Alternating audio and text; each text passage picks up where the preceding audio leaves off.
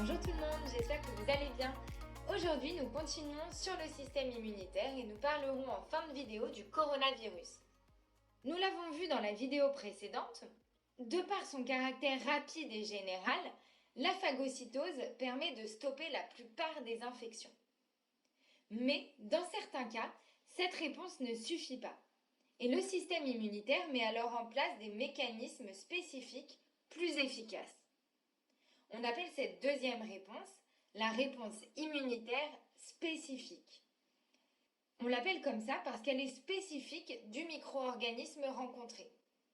En fait, le système immunitaire va reconnaître le micro-organisme grâce aux antigènes qu'il porte. On a dans notre corps, outre les phagocytes dont on a déjà parlé, un autre type de leucocytes très important, les lymphocytes B. Ces lymphocytes B, ce sont des globules blancs également, des leucocytes, ils sont capables de reconnaître un antigène spécifique grâce à des molécules qu'ils ont sur leur membrane. Et ces petites molécules qui reconnaissent les antigènes, on les appelle les anticorps. Ainsi, tous les lymphocytes B ne reconnaissent pas les mêmes antigènes. Ça dépend des anticorps qu'ils ont sur leur membrane.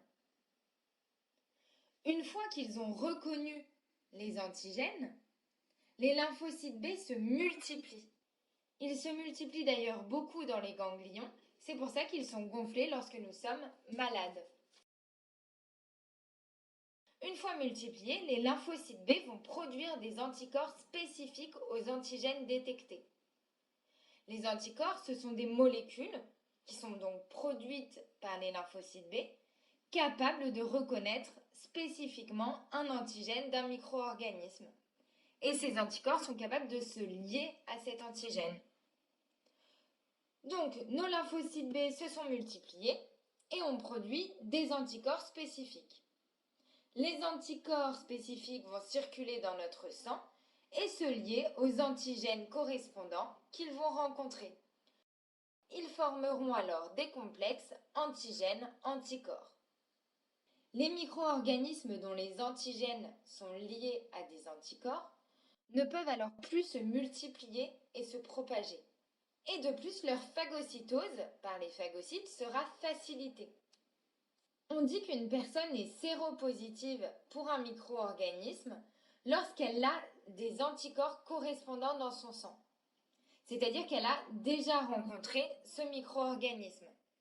Puisque si elle a déjà des anticorps correspondants, c'est que les lymphocytes B avaient auparavant reconnu le micro-organisme, s'étaient multipliés et s'étaient mis à produire des anticorps qui sont maintenant dans notre sérum.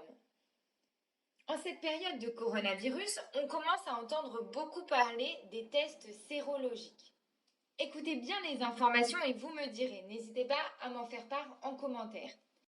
En fait, ces tests sérologiques dont on parle beaucoup permettent de détecter la présence d'anticorps spécifiques à un antigène. Donc, dans notre cas, on chercherait la présence d'anticorps spécifiques au coronavirus. Cela permettrait de prouver qu'on a bien rencontré une fois le coronavirus et donc que nous sommes immunisés. Ces tests, d'après les informations, devraient être produits et efficaces d'ici quelques semaines. Nous savons que les virus infectent des cellules de notre corps pour se multiplier, contrairement aux bactéries, nous l'avions vu dans une précédente vidéo, qui, elles, se multiplient de façon autonome. Ces cellules infectées par les virus deviennent alors comme des usines à virus. Elles en fabriquent énormément. Donc il faut impérativement les détruire ces cellules infectées, pour qu'elles arrêtent de produire de nouveaux virus. Et ce sera le sujet de notre prochaine vidéo.